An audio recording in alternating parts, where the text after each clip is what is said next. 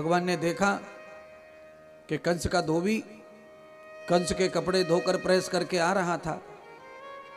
भगवान ने अपने मित्रों को देखा तो फटे टूटे कपड़े, अपने दोस्तों पे कपड़े अच्छे नहीं थे।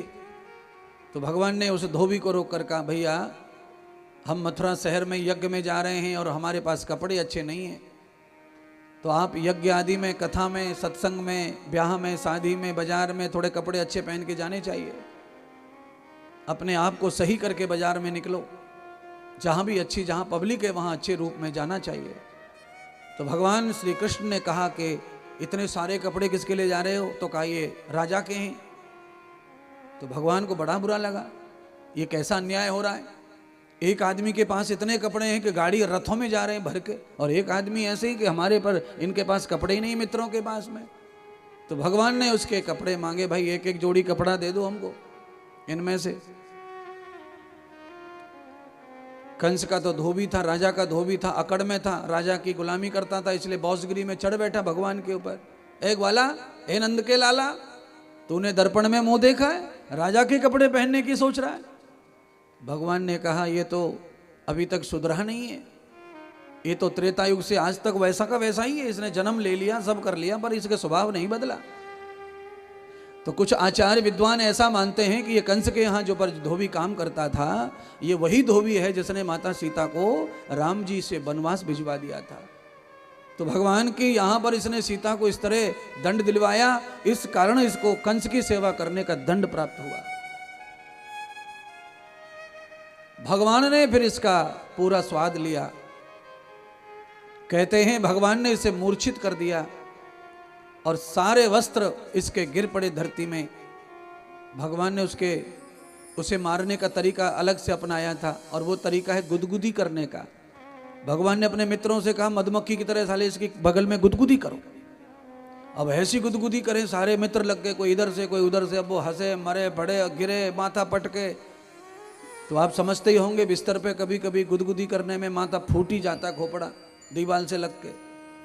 तो ये ऐसा गुदगुदी किया कि इसके माथा धड़ाम से धरती में माथा फूटा, इसका टुकड़े हो गए तरबूजे के। भगवान ने कहा इतना ही ठीक है, आगे चलो। आगे सुदामा नाम का दर्जी जाति का एक व्यक्ति मिला, जिसने भगवान के सब कपड़े काट काट के सिल सिल के मित्रों को पहनाया, रात्रि रात्रि में फिट किया। भगवान ने उसी समय उस दर्जी को परमात्मा ने कृपा करके, अपनी दया करके लक्ष्मीपति बना दिया। परमात्मा रात्रि में थोड़े और आगे बढ़े, 12 बजे से पहले दुकान बड़ी नहीं थी, पहुंचे बनियाओं की गली में मिठाइयों की दुकानें लगी थी महाराज, सोने चांदी की दुकान लगी थी। सबने भगवान का स्वागत किया। ये नंद के लाला आए आज पहली बार मथुरा में, इनके यहाँ से हमारे यहाँ दूध आता था, उससे ही हम व्यापारी बने, बड़े बने। सबने स्वागत किया, सबने खिलाया पिलाया, सबने आनंद दिया, भगवान को श्रृंगार किए सोने के। परमात्मा ने उनको वरदान दे दिया कि जो मुझे खिलाता पिलाता है, सोना चांदी आभूषण पहनाता है, वो हमेशा लक्ष्मी उस पर बरसती रहेगी। परमात्मा लक्ष्मी का वरदान देकर वैश्य को आगे निकल गए। भगवान ने देखा कि कंस के दरवाजे पे एक टेढ़ी मेढ़ी सी बुढ़िया खड़ी है, हाथ में सुंदर सा चांदी का कटोरा लिया है। थोड़ी देर पहले चंदन घिस रही थी। ये भी मंत्रा है पिछले जन्मों की। मंत्रा ने राम जी को तिलक नहीं होने दिया, इसलिए इसको कंस का रोज तिलक करने की ड्यूटी लगी। पापी के तिलक करो, धर्मात्मा का तिलक रोका तो तुझे दंड में ये मिला। कुबड़ी हो गई, ऊपर को नजर से देख नहीं सकती। क्यों? क्योंकि जो किसी के सरताज बढ़ते हुए जीवन को देख नहीं सकता है, वो आदमी जीवन भर के लिए कुबड़ा हो जाता है। अगले जन्म में उसे कोड़ी कबड़े का शरीर प्राप्त होता है। इसीलिए किसी के सरताज को देख करके कभी मत जलो।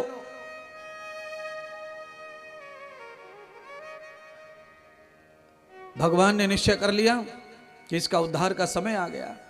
उस कुबड़ी ने निश्चय कर लिया कि आज नंद के लाला सुबह सुबह बिना तिलक के अच्छे नहीं लग रहे हैं। ये बालक तो तभी अच्छे लगते हैं जब घर से निकले तो तिलक होना चाहिए।